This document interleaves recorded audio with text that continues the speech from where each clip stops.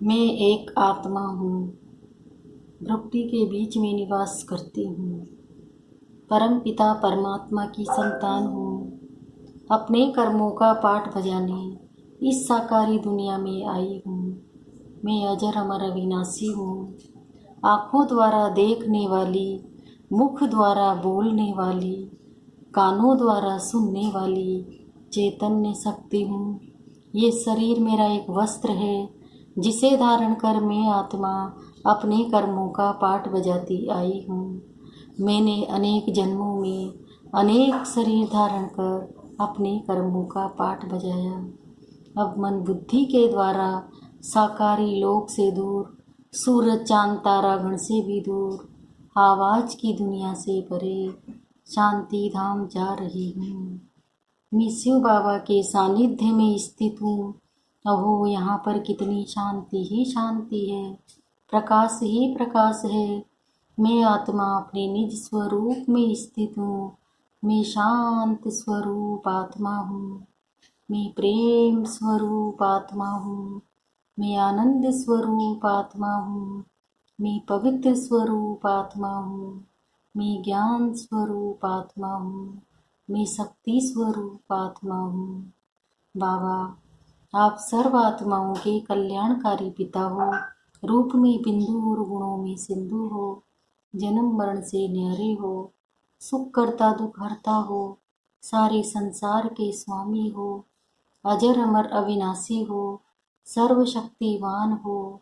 शांति के सागर हो। गुणों के भंडार हो। प्रेम के सागर हो। सुख के सागर हो। पवित्रता के सागर हो। प्रकाशवान हो। मैं अपने शब्दों में आपकी विशेषताओं का वर्णन नहीं कर सकती हूँ बाबा।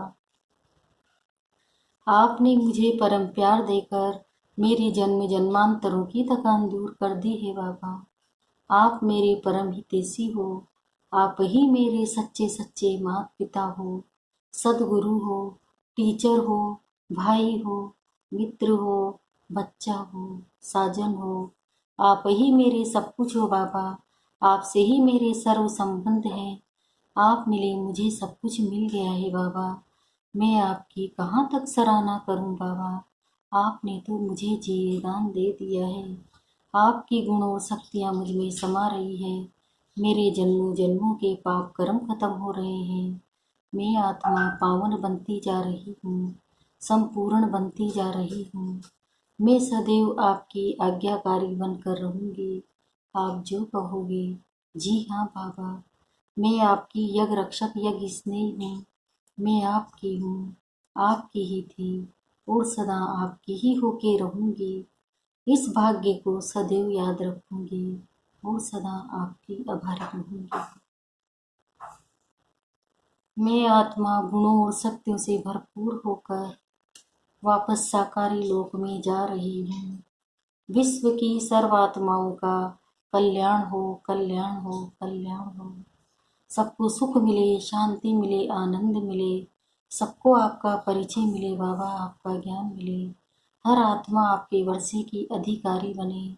संसार सुखमय बनता जा रहा है। प्रकृति के पांचों तत्व शुद्ध सतोगुणी बनते जा रहे हैं। सबके विकार दूर हो रहे हैं। सब निरोगी हो रहे हैं। सबके कष्ट दूर हो रहे हैं। विश्व की सर्वात्माओं का कल्याण हो, कल्याण हो। ओम शांति। आज 22 जून 2020 की मुरली है। बाबा ने कहा, मीठे बच्चे, अपनी उन्नति के लिए रोज रात को सोने से पहले अपना पोता मेल देखो, चेक करो हमने सारे दिन में कोई को दुख तो नहीं दिया है। प्रश्न है, महान सौभाग्यशाली बच्चों में कौन सी बहादुरी होगी? उत्तर है, जो महान सौभाग्यशाली है वो स्त्री पुरुष साथ में रहते भाई भाई होकर रहेंगे। स्त्री पुरुष का भान नहीं होगा, पक्के निश्चय बुद्धि होंगे। महान सौभाग्यशाली बच्चे झट समझ जाते हैं हम भी स्टूडेंट, ये भी स्टूडेंट भाई बहन हो गए, लेकिन ये बहादुरी चल तब सकती है जब अपने को आत्मा समझे। गीत मुखड़ा देख ले प्राणी दर्पण में, तेरे सुख के दिन कितना है पाप कितना है पुण्य तेरे खाते में। ओम शांति। ये बात रोज रोज बाप बच्चों को समझाते हैं कि सोने के समय अपना पोता मेल अंदर देखो कि किसी को दुख तो नहीं दिया, और कितना समय बाप को याद किया। मूल बात यह है, गीता में भी कहते हैं अपने अंदर देखो, हम कितना तमो प्रधान से सतो प्रधान बने हैं। सारे दिन में कितना समय याद किया अपने मीठे बाप को। कोई भी देहधारी को याद नहीं करना है। सभी आत्माओं को कहा जाता है अपने बाप को याद करो, अब वापिस जाना है। कहाँ जाना है? शांति धाम होकर नई दुनिया में जाना है। ये तो पुरानी दुनिया है ना। जब बाप आए हैं तब स्वर्ग के द्वार खुले। अभी तुम बच्चे जानते हो हम संगम युग पर बैठे हैं। ये भी वंडर है जो संगम युग पर आकर स्टीमर में बैठकर फिर उतर जाते हैं। अब तुम संगम युग पर पुरुषोत्तम बनने के लिए आकर गांव में नाव में बैठे हो, पार जाने के लिए फिर पुरानी कलयुगी दुनिया से दिल उठा लेनी होती है। इस शरीर द्वारा सिर्फ पाठ बजाना होता है। अभी हमको वापिस जाना है। बड़ी खुशी से मनुष्य मुक्ति के लिए कितना माथा मारते हैं, परंतु मुक्ति जीवन मुक्ति का अर्थ नहीं समझते हैं। शास्त्रों के अक्षर सिर्फ सुने हुए हैं, परंतु वह क्या चीज है, कौन देते हैं, कब देते हैं, ये कुछ भी पता नहीं है। तुम बच्चे जानते हो बाबा आते हैं मुक्ति जीवन मुक्ति का वर्षा देने के लिए। वह भी कोई एक बार थोड़े ही, अनेक बार, बेअंत बार। तुम मुक्ति से जीवन मुक्ति फिर जीवन बंद में आए हो। तुम्हें अभी यह समझ पड़ी है कि हम आत्मा हैं। बाबा हम बच्चों को शिक्षा बहुत देते हैं। तुम भक्ति मार्ग में दुख में याद करते थे, परंतु पहचानते नहीं थे। अभी मैंने तुमको अपनी पहचान दी है कि कैसे मुझे याद करो तो तुम्हारे विकर्म विनाश होंगे। अभी तक कितने विकर्म हुए हैं वह अपना पोता मेल रखने से पता पड़ेगा। जो सर्विस में लगे रहते हैं उनको पता पड़ता है। बच्चों को सर्विस का शौक होता है, आपस में मिलकर राय कर निकलते हैं सर्विस पर, मनुष्य का जीवन हीरे जैसा बनाने। यह कितना पुण्य का कार्य है, इसमें खर्चे आदि की भी कोई बात नहीं है। सिर्फ हीरे जैसा बनने के लिए बाप को याद करना है। पुखराज परी सब्ज परी भी जो नाम है वो तुम हो। जितना याद में रहेंगे उतना हीरे जैसा बन जाएंगे। कोई माणिक जैसा, कोई पुखराज जैसा बनेंगे। 9 रतन होते हैं ना, कोई ग्रहचारी होती है तो 9 रतन की अंगूठी पहनते हैं। भक्ति मार्ग में बहुत टोटका देते हैं। यहाँ तो सब धर्म वालों के लिए एक ही टोटका है, मन मना भव, क्योंकि गॉड इज वन। मनुष्य से देवता बनने व मुक्ति जीवन मुक्ति पाने की तदबीर एक ही है। सिर्फ बाप को याद करना है, तकलीफ की कोई बात नहीं। सोचना चाहिए मुझे याद क्यों नहीं ठहरती है, सारे दिन में इतना थोड़ा क्यों याद किया। जब इस याद से हम एवर हेल्दी निरोगी बनेंगे तो क्यों न अपना चार्ट रख उन्नति को पाए। बहुत हैं जो 2-4 रोज चार्ट रख फिर भूल जाते हैं। कोई को भी समझाना बहुत सहज होता है। नई दुनिया को सतयुग और पुरानी दुनिया को कलयुग कहा जाता है। कलयुग बदल सतयुग होगा, बदली होता है। तब हम समझ रहे हैं कई बच्चों को ये भी पक्का निश्चय नहीं है कि वह निराकार बाप हमें ब्रह्मा तन में आकर पढ़ा रहे हैं। अरे ब्राह्मण है ना, ब्रह्मा कुमार ब्रह्मा कुमारियां कहलाते हैं। उसका अर्थ ही क्या है, वर्षा कहाँ से मिलेगा। एडॉप्शन तब होती है जब कुछ प्राप्ति होती है। तुम ब्रह्मा के बच्चे ब्रह्मा कुमार कुमारी क्यों बने हो, सचमुच बने हो या इसमें भी कोई को संशय हो पड़ता है। जो महान सौभाग्यशाली बच्चे हैं वह स्त्री पुरुष साथ रहते ही भाई भाई होकर रहेंगे। स्त्री पुरुष का भान भी नहीं होगा। पक्के निश्चय बुद्धि नहीं है तो स्त्री पुरुष की दृष्टि बदलने में भी टाइम लगता है। महान सौभाग्यशाली बच्चे झट समझ जाते हैं हम भी स्टूडेंट हैं, ये भी स्टूडेंट भाई बहन हो गए। ये बहादुरी चल तब सकती है जब अपने को आत्मा समझे। आत्माएं तो सब भाई भाई है, फिर ब्रह्मा कुमार ब्रह्मा कुमारी बनने से भाई बहन हो जाते हैं। कोई तो बंधन मुक्त भी है तो भी कुछ न कुछ बुद्धि जाती है। कर्मातीत अवस्था होने में टाइम लगता है। तुम बच्चों के अंदर बहुत खुशी रहनी चाहिए, कोई भी झंझट नहीं। हम आत्माएं अब बाबा के पास जाती है पुराने शरीर आदि सब छोड़कर। हमने कितना पाठ बजाया है, अब चक्र पूरा होता है। ऐसे ऐसे अपने साथ बातें करनी होती है। जितना बात करते रहेंगे उतना हर्षित भी रहेंगे और अपने चलन को भी देखते रहेंगे। कहाँ तक हम लक्ष्मी नारायण को वरने लायक बने हैं। बुद्धि से समझा जाता है अभी थोड़े से समय में पुराना शरीर छोड़ना है। तुम एक्टर्स भी हो ना, अपने को एक्टर्स समझते हो, आगे नहीं समझते थे। अभी ये नॉलेज मिली है तो अंदर में खुशी बहुत रहनी चाहिए। पुरानी दुनिया से वैराग्य नफरत आनी चाहिए। तुम बेहद के सन्यासी राजयोगी हो। इस पुराने शरीर का भी बुद्धि से सन्यास करना है। आत्मा समझती है इनसे बुद्धि नहीं लगानी है। बुद्धि से इस पुरानी दुनिया पुराने शरीर का सन्यास किया है। अभी हम आत्माएं जाती है, जाकर बाप से मिलेंगी। सो भी तब होगा जब एक बाप को याद करेंगे, और किसी को याद किया तो स्मृति जरूर आएगी। फिर सजा भी खानी पड़ेगी और पद भी भ्रष्ट हो जाएगा। जो बच्चे अच्छे स्टूडेंट होते हैं वो अपने साथ प्रतिज्ञा कर लेते हैं कि हम स्कॉलरशिप लेकर ही छोड़ेंगे। तो यहाँ भी हर एक को ये ख्याल में रखना है कि हम बाप से पूरा राज्य भाग लेकर ही छोड़ेंगे। उनकी पूरी चलन भी ऐसे ही रहेगी। आगे चल पुरुषार्थ करते करते गेलप करना है। वह तब होगा जब रोज शाम को अपनी अवस्था को देखेंगे। बाबा के पास समाचार तो हर एक का आता है ना। बाबा हर एक को समझ सकते हैं। किसी को तो कह देते हैं कि तुम्हारे में वह दिखाई नहीं पड़ता है, लक्ष्मी नारायण बनने जैसी शक्ल दिखाई नहीं पड़ती है। चलन खान पान आदि तो देखो, सर्विस कहाँ तक करते हो, फिर क्या बनेंगे। फिर दिल से में समझते हैं हम कुछ करके दिखाएं। इसमें हर एक को इंडिपेंडेंट अपनी तकदीर ऊंच बनाने के लिए पढ़ना है। अगर श्रीमत पर नहीं चलते तो फिर इतना ऊंच पद भी नहीं पा सकेंगे। अभी पास नहीं हुए तो कल्प कल्पांतर नहीं होंगे। तुमको सब साक्षात्कार होंगे।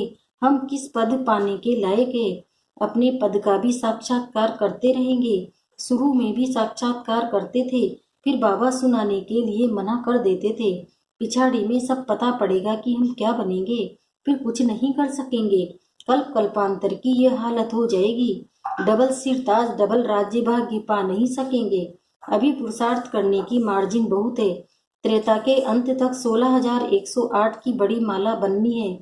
यहाँ तुम आए हो नरसे नारायण बनने का पुरुषार्थ करने।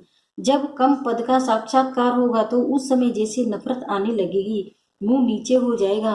हमने तो कुछ भी पुरुषार्थ नहीं किया। बाबा ने कितना समझाया कि चार्ट रखो, ये करो।